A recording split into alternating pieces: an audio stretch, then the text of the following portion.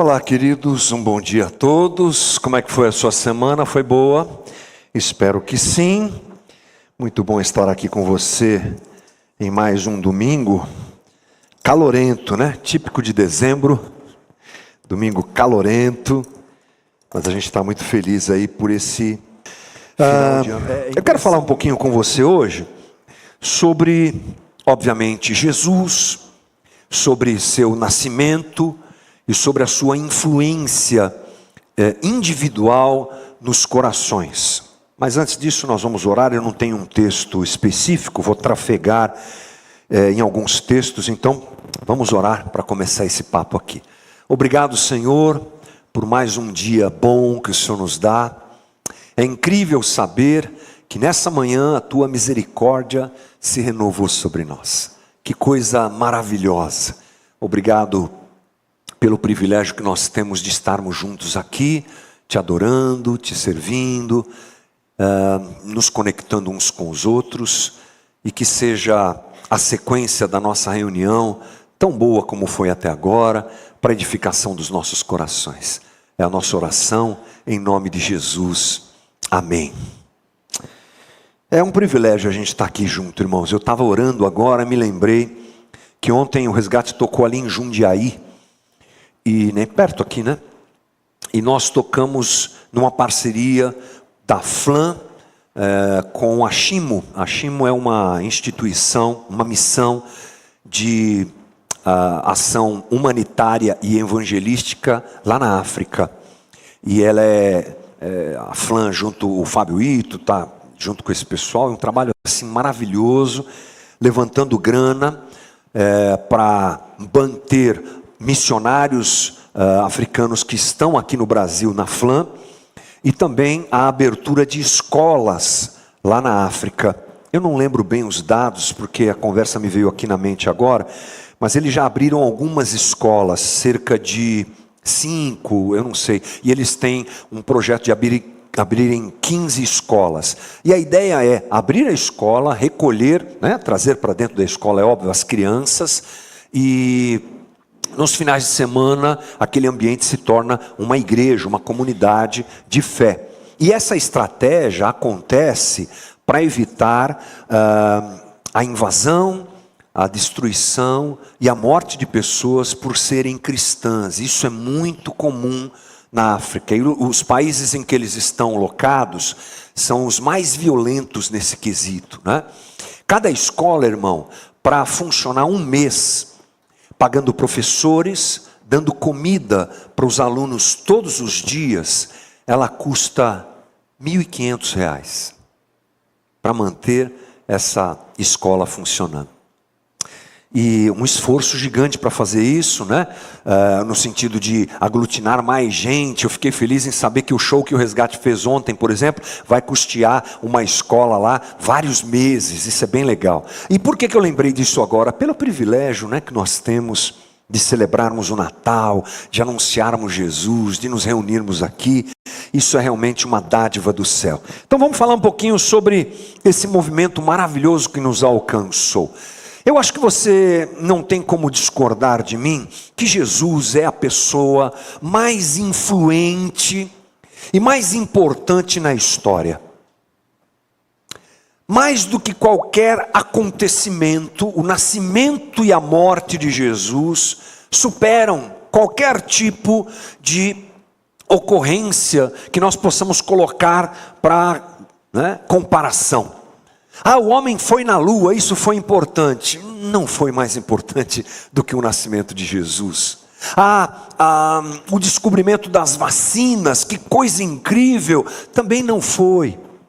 Nenhum movimento tecnológico, nenhuma descoberta, nenhuma ação, nenhuma conquista humana, seja na profundidade dos mares, seja na conquista do espaço, tem maior influência e importância do que o nascimento, vida, morte e ressurreição de Jesus Cristo.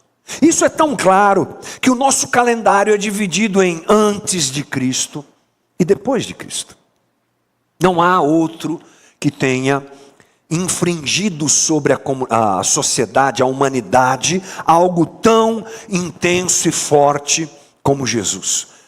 Bilhões de pessoas são impactadas e têm a sua vida transformada e foram alcançadas por Jesus Cristo. Bilhões, não agora, estou me referindo aí à história. Então não são bilhões, são muito mais do que isso, muito mais gente do que isso. Não há ninguém que se compare quando nós pensamos em impacto, quando nós pensamos em transformação de sociedade e mesmo de importância do que Jesus. Essa situação fica clara, a humanidade foi transformada pela presença de um menino, Jesus Cristo, nascido em Belém, uma região muito pobre, uma região muito desvalorizada, que em muitos mapas da época nem consta. É esse menino que nasce lá, como diz o texto, em condições adversas e difíceis, muda a história da humanidade por ser o Deus encarnado. Mudou o mundo. Mas a gente não pode pensar nessa mudança de mundo sem pensar na mudança de indivíduos. Porque foi assim que começou, não é? Jesus nasce e as pessoas ao seu redor são tocadas, influenciadas e tudo muda na vida dessas pessoas. É uma ação que alcança a humanidade, mas começa com uma descrição que o próprio Cristo fez sobre o reino de Deus. O reino de Deus é semelhante a uma semente, um grão de mostarda. Começa pequenininho, começa lá em Belém. Depois Jesus expande, cresce, é claro, ele cresce, começa seu ministério e a coisa vai ganhando uma notoriedade e alcança essa humanidade que é transformada. Mas tudo começa na individualidade. Há então uma ação coletiva e uma ação individual. Eu quero me ater hoje, rapidamente, nessa ação individual. O que é o Natal para nós? Eu estava comentando na primeira reunião que é só você ter um pouco de atenção, você perceberá como a sociedade tenta desvirtuar datas como o Natal, não é? Principalmente datas cristãs. Eu acho que a gente não está errado em dizer isso, não é síndrome de vira-lata, nem de perseguido, é só uma constatação. Quando chega a época da Páscoa, a Páscoa é morte e ressurreição de Jesus Cristo. Historicamente é isso. É a ressignificação do que o povo de Israel viveu lá no Egito, a saída do Egito, a libertação que agora é completa e plena na morte e na ressurreição de Jesus. E o pessoal vem e toma um coelhinho aí. E quer colocar, e colocam, não é? A sociedade coloca, o mercado coloca uma outra simbologia, um outro valor. Ah, é bonitinho, é o ovo de Páscoa que é vida, mas há um acobertamento intencional sobre a celebração da Páscoa e do Natal também. É o famoso Papai Noel, né? Aquele velhinho de barba branca, roupa vermelha, que vem entregar presentes. E aí, o que é Natal? Ah, é isso aí. Então, se há alguém que precisa saber individualmente, penso eu, o que é o Natal, somos nós. Ou seja, o Natal precisa ser o seu Natal, o meu Natal.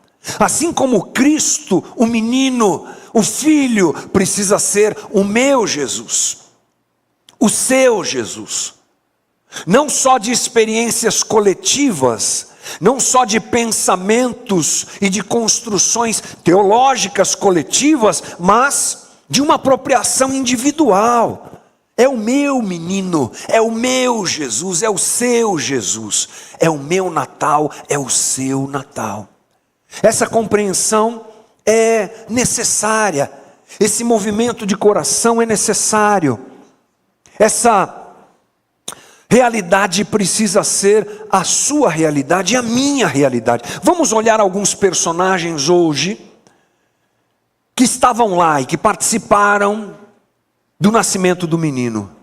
De alguma forma, todos eles foram tocados, impactados, porque foi o Jesus deles, o Jesus de Maria, o Jesus de José, o Jesus de cada pastor, o Jesus de cada mago do Oriente. Vivemos uma coletividade cristã maravilhosa, é o corpo de Cristo, mas a experiência e a verdade da individualidade precisa estar em nós. Meu Senhor, meu Salvador, meu Jesus. Comecemos pelos magos. Mateus 2:1 vai estar na tela para você acompanhar todos esses textos, diz assim: depois que Jesus nasceu em Belém da Judéia, nos dias do rei Herodes, magos vindos do Oriente chegaram a Jerusalém e perguntaram: onde está o recém-nascido rei dos judeus? Vimos a sua estrela no Oriente e viemos adorá-lo. Você sabe quem eram esses caras aí? Esse pessoal, uma coisa já para desmistificar, eles não eram reis magos. Quem gosta de presépio, quem gosta de imagem de Natal, já viu reis magos, né? Não tem coroa, não é rei mago, são magos. No termo, e o termo é certo, é isso mesmo. Eram, vamos dizer assim, não eram figuras religiosas de Israel, eram homens que buscavam explicação para as coisas através da observação dos astros. Então eles eram astrônomos, talvez um pouco de astrólogos, sabe? Com ascendência em não sei o que, aquela coisa toda, não é? Lembra ali não? Ascendência e tal, não sei o que, aquela piada interna aqui, gente, piada interna. Eram homens estudiosos de outra cultura, de outra fé, gente, de outra lógica, de outra espiritualidade. Esses caras não têm nada a ver com a religião de Israel, mas eles tinham um desejo de conhecimento, que aliás é maravilhoso, porque empurra a humanidade para avanços cada vez maiores e importantes para nós.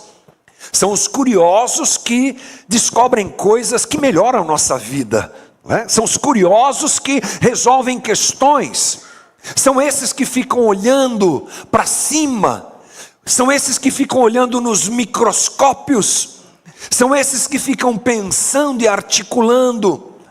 Esses homens eram desse tipo. Eles queriam uma razão, eles queriam respostas, eles queriam explicações, assim como nós. Assim como nós. Mas o interessante é que aquele movimento divino, daquela estrela que nasce ali, que aparece, e que os dirige não para uma explicação, os dirige para uma pessoa, especialmente um menino.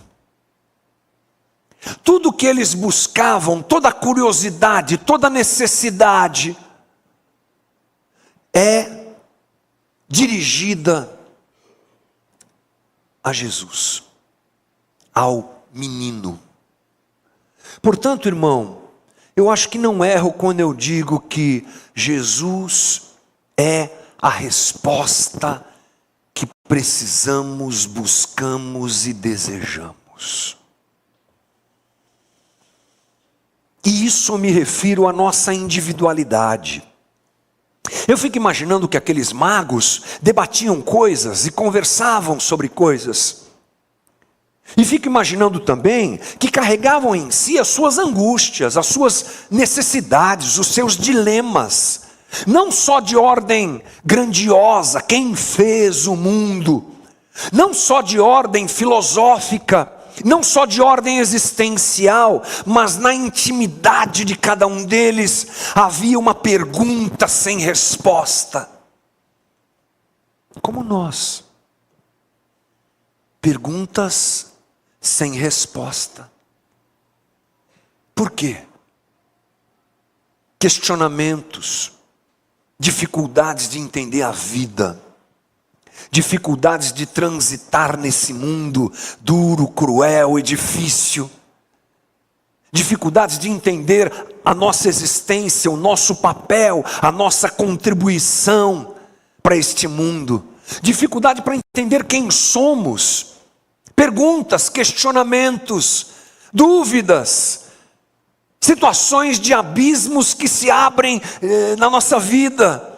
E é isso, porque a vida humana é essa ideia de que tudo tem resposta, ela não fecha a conta na realidade humana. Mas uma coisa é linda, é você olhar para esse texto e perceber Deus se movendo para falar de um jeito que aqueles homens entendessem. Eles olhavam para o céu, e onde aparece o sinal? No céu. Eles eram astrólogos, e onde aparece o sinal? No meio dos astros. Esse é o Deus que se comunica conosco. É o Deus que nos encaminha ao menino.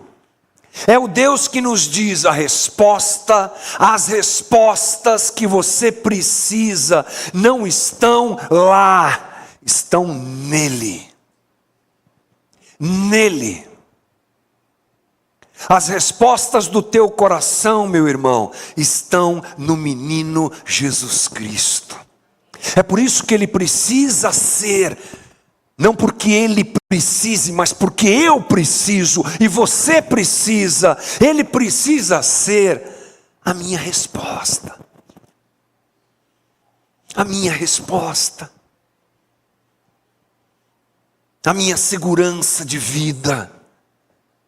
Por mais que nós nos esforcemos, sabendo que 2 mais 2 são 4, sabendo que a água é H2O, sabendo essas coisas todas, tendo a inteligência artificial agora à nossa disposição, as respostas do coração humano não são da ordem da lógica, não são da ordem da exatidão, não são da ordem da produtividade, não são da ordem das fórmulas, das realizações, não são da ordem de posições conquistadas dentro da sociedade, não são da ordem, eu digo aqui, dos relacionamentos. A resposta que o coração humano precisa é da ordem da relação com o menino Jesus Cristo, que se esvazia da sua glória e vem dizer: me encontre, porque eu sou a tua resposta. É impressionante porque esses homens foram resolvidos, com certeza, em todas as questões, diante do menino Jesus Cristo. Natal será o seu Natal, se Jesus for, meu irmão, a minha resposta. Se Ele ocupar esse espaço real na minha vida e na tua vida. Se Ele preencher o teu coração e o meu coração. Mas há mais. Vamos pensar um pouquinho em outros personagens aqui dessa história. Por exemplo, os pastores. Os pastores de ovelha, pastores que cuidavam de animais. Lucas 2:8 diz assim: havia naquela mesma região pastores que viviam nos campos e guardavam o seu rebanho durante as vigílias da noite, e um anjo do Senhor desceu onde eles estavam, e a glória do Senhor brilhou ao redor deles, e ficaram tomados de grande temor. O anjo, porém, lhes disse: não temais, eis aqui vos trago boa nova de grande alegria, que o será para todo o povo. É que hoje vos nasceu na cidade de Davi o Salvador, que é Cristo o Senhor. Isto vos servirá de sinal: encontrareis uma criança envolta em faixas e deitada em manjedoura. E subitamente apareceu com o anjo uma multidão da milícia celestial, louvando a Deus e dizendo: glória a Deus nas maiores alturas, paz na terra entre os homens a quem Ele quer bem. Olha que interessante. Vamos olhar primeiro para o anúncio. O outro anúncio que nós lemos acontece de forma astronômica. Agora nós temos um anúncio que se manifesta, se apresenta de forma assim, sobrenatural. Os anjos aparecem para aqueles pastores para anunciar o nascimento de Jesus. Você já teve a visão disso? Nós somos muito influenciados pela Idade Média, né? Você sabe disso. Por exemplo, Jesus louro, de olhos azuis, assim, a boquinha fina, narizinho fino, assim. É Idade Média, né, Jesus? Irmãos, irmãos, Jesus, irmãos. Tudo bem, está valendo. Então, geralmente, quando a gente pensa em qualquer cena da Bíblia, vem uma ideia de quadros, de imagens, né? Você tem isso aí na cabeça, não tem? Presépio, né? Você tem. Os anjos falando com os pastores. Tudo bem que essa influência aconteça, mas você pensa na beleza disso? Você já pensou? Os anjos cantando. Glória, glória, aleluia. Não foi essa música que eles cantaram, mas os anjos, gente, os anjos cantando. Se eu fosse pentecostal, neopentecostal como eu era, eu ia dizer, mas que unção, hein, meu? Que coisa! Até arrupiou aqui. Eu fico pensando nisso. E é para pensar. Porque se a gente se emociona com um coral cantando, um coral de gente cantando, como é que você ficaria com um coral de anjos, gente? Acharam, uma época que nós começamos a montar o coral aqui, eu vinha aqui e falava assim, vem cantar no coral. Se você for meio desafinado, não tem problema, no bololô passa. Ela ficava brava comigo. Bem brava. E apareceram os desafinados, né, Sharon? Apareceram. Mas lá não tinha desafinado, é isso que eu quero chegar. Lá não tinha. Entendeu? Deus deve ter mandado os mais afinados para cantar. Você já pensou na glória disso? Vamos usar aqui aquelas expressões que a gente gosta. Na glória, no mover desse negócio. Na beleza. Até o Linão. Ia dar bom, ia dar bom. Nosso Iron Man completou o Iron Man semana passada, gente. Cara é fera. Isso aí. Cara é fera. Estava me contando no café aqui as peripécias dele. Muito legal, parabéns. Então onde eu estava mesmo? No coral. Coral lindo. Onde você imagina que isso deveria acontecer na tua cabeça de crente evangélico?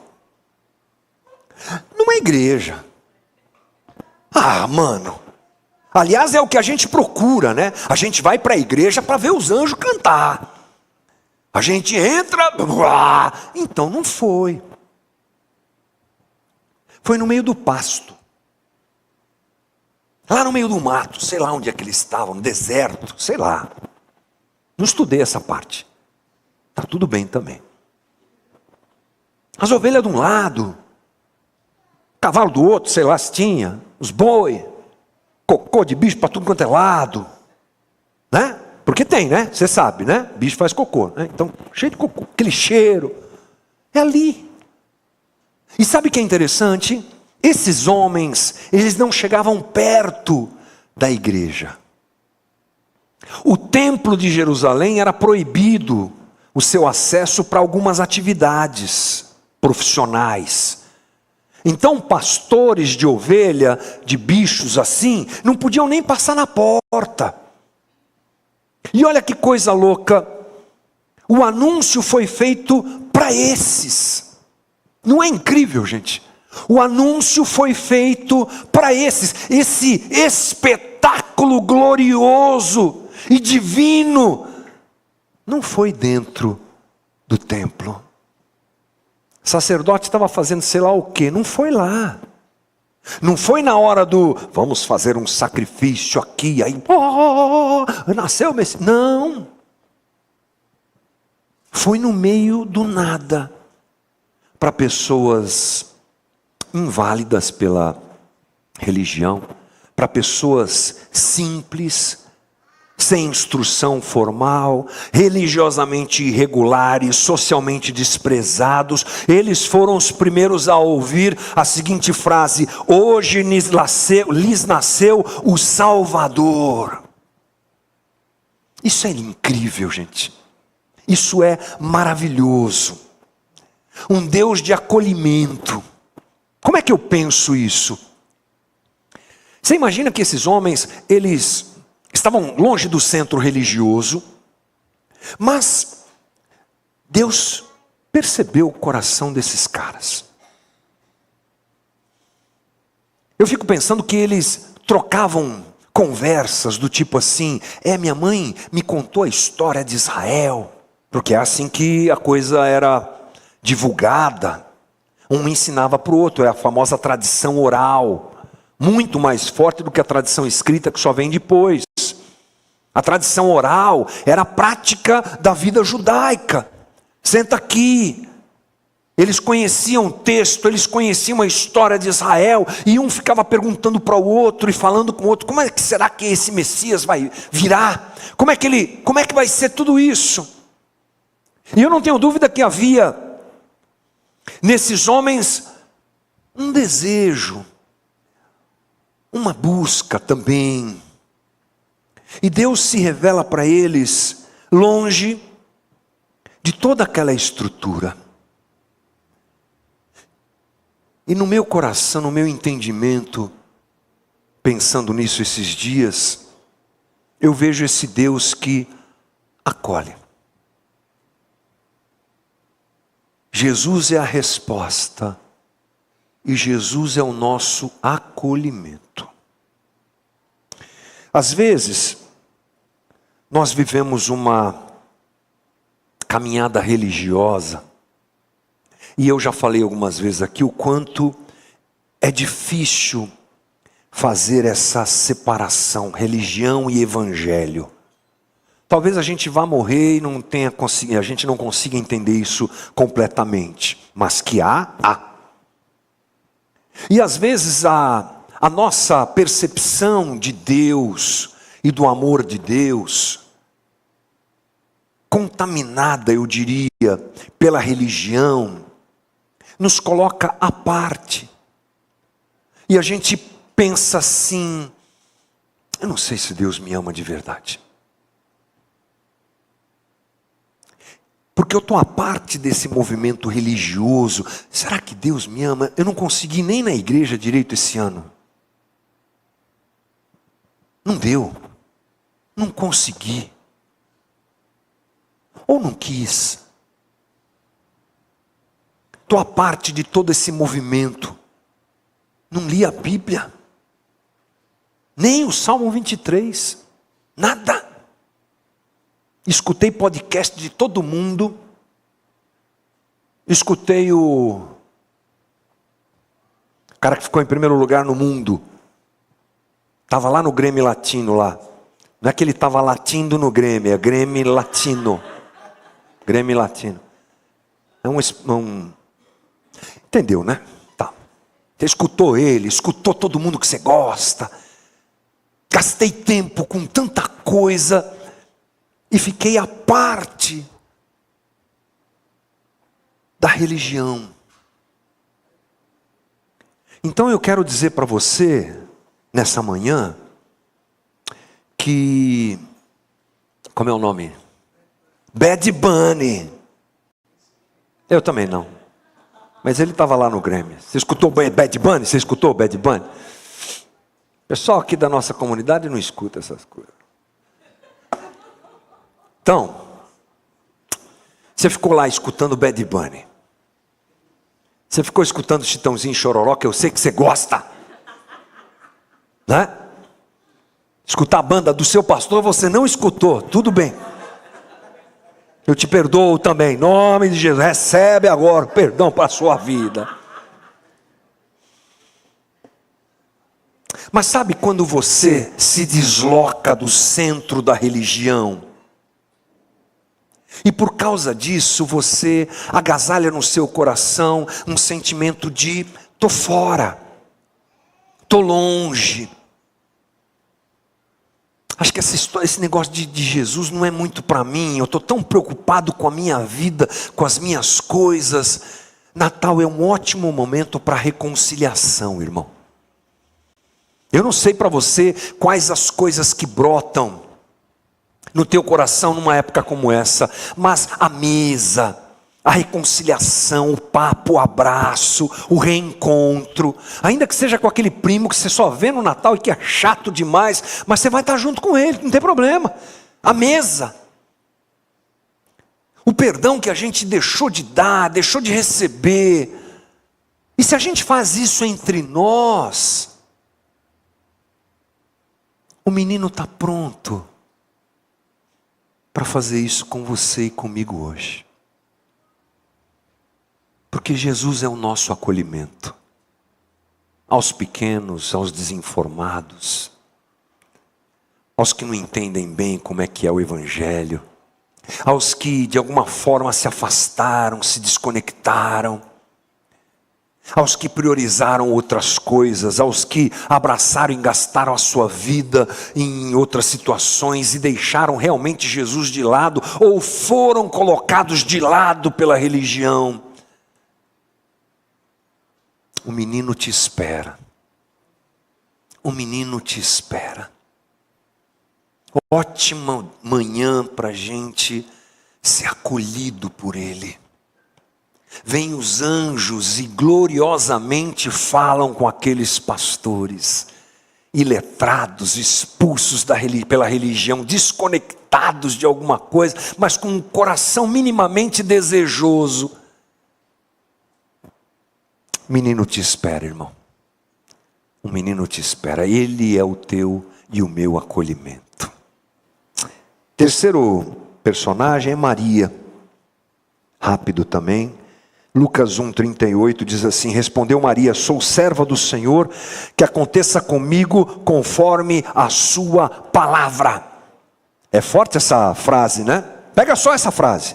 Só essa frase. Esquece de tudo.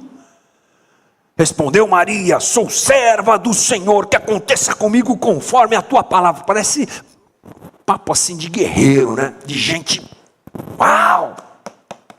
Mas você sabe, se não sabe, saiba, se esqueceu, se lembre que nós estamos falando de uma adolescente que de repente é informada por um anjo que ficaria grávida.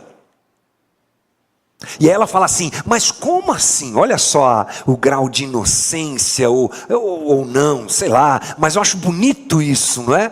Como assim? Se eu nunca estive com nenhum homem, eu nunca tive nenhuma relação com nenhum homem, como é que eu vou ficar grávida?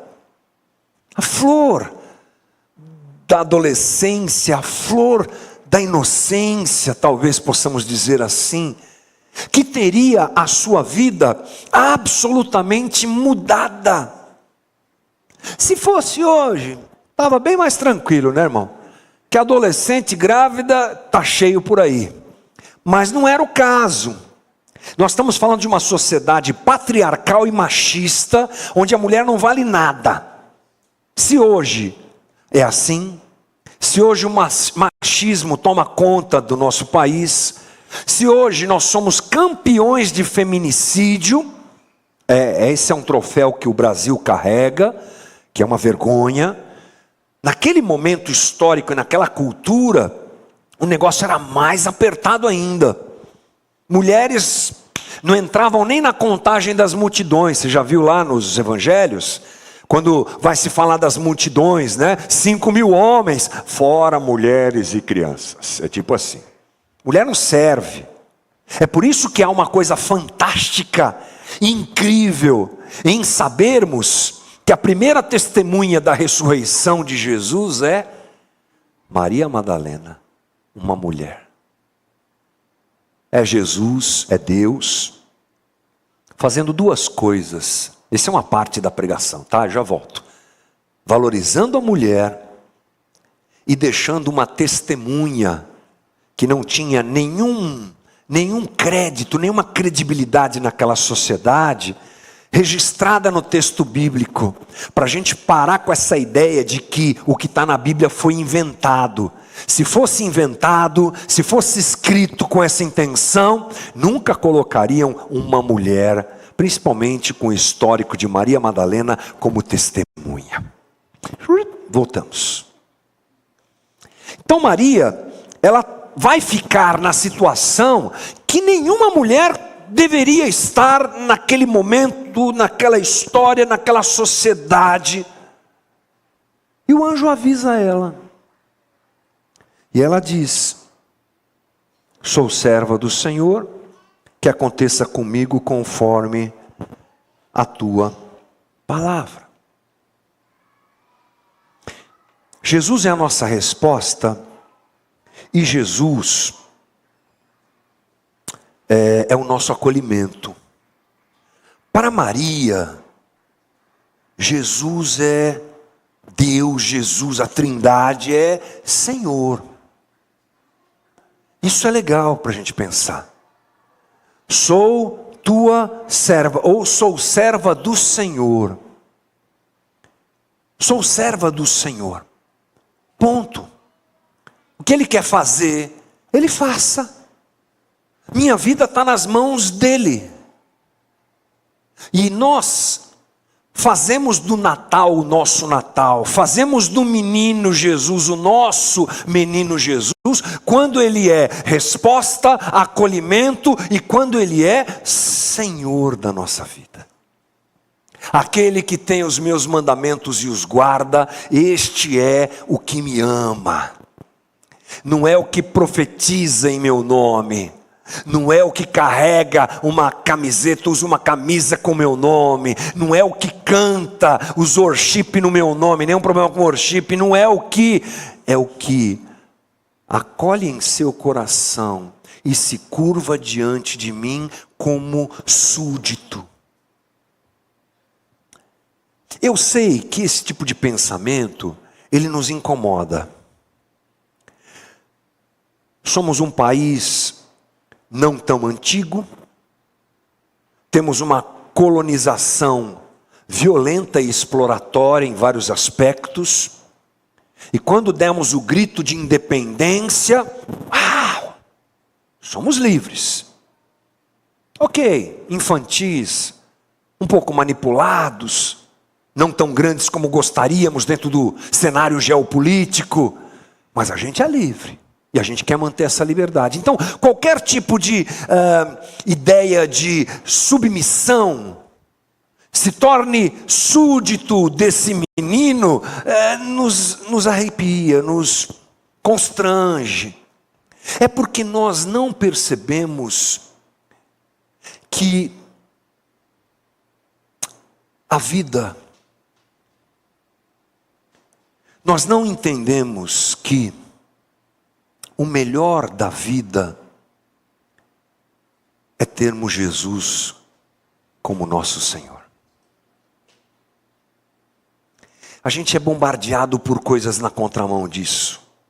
A sociedade que a gente está apregoa uma liberdade, faça o que você quiser, seja quem você quiser, ainda mais agora. Sempre foi assim, mas ainda mais agora. Se é homem, quer ser mulher, seja. Se é mulher, quer ser homem, seja. Se quer ser metade dos dois, seja. Não tem problema. E eu não tenho nenhuma dificuldade em me relacionar e em respeitar as pessoas que tomam essa decisão. Mas ela é absolutamente fruto dessa coisa do eu vou fazer com a minha vida o que eu quiser. Agora eu quero ser cachorro. E o cara vai lá e ele vira cachorro. Ou seja, esse é um grito vazio da humanidade por uma liberdade que não resolve a sua vida. Quando nós escutamos qualquer coisa do tipo, Jesus Cristo precisa ser o seu Senhor, a gente se sente amarrado, a gente se sente restringido, a gente se sente preso. Mas essa é a melhor prisão para a minha vida e para a tua vida. O melhor serviço que eu posso fazer é me curvar diante do Deus Todo-Poderoso. Agora, nos lembrando aqui em forma de menino, é o coração de Maria, é o coração de Maria. Seja feita a tua vontade. É o coração de Maria que nos proporciona viver a graça, a beleza e o milagre de termos o Senhor como nosso Senhor. E para fechar, já falei muito, né? Vamos pensar um pouco sobre José. José é assim, Mateus 1,18. Foi assim o nascimento de Jesus. Maria, sua mãe, estava prometida em casamento a José, mas antes que se unisse, achou-se grávida pelo Espírito Santo. Já sabemos, né?